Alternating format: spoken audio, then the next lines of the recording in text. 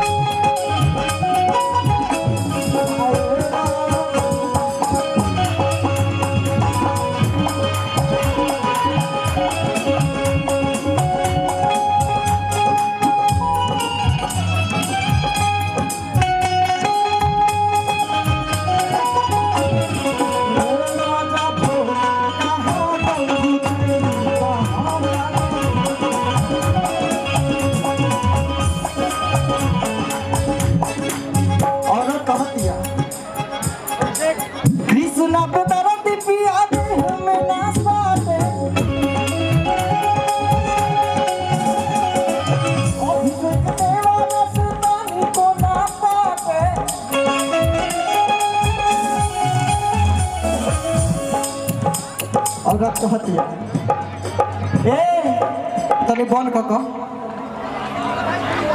ए भैया है ना, देख देख कृष्ण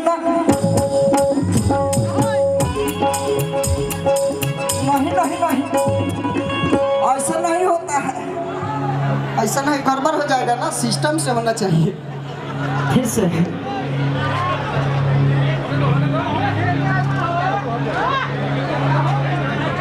औरत कहती है कि कृष्ण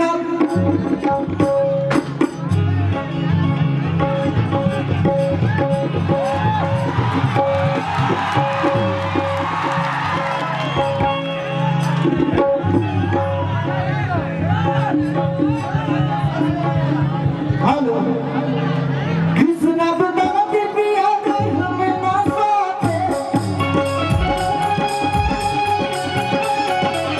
अभिषेक देवाला सदाई को ना पाते,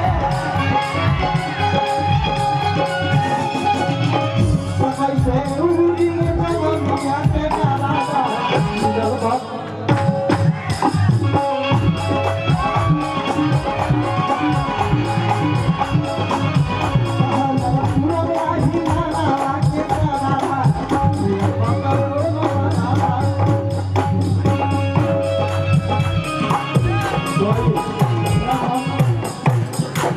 सुंदर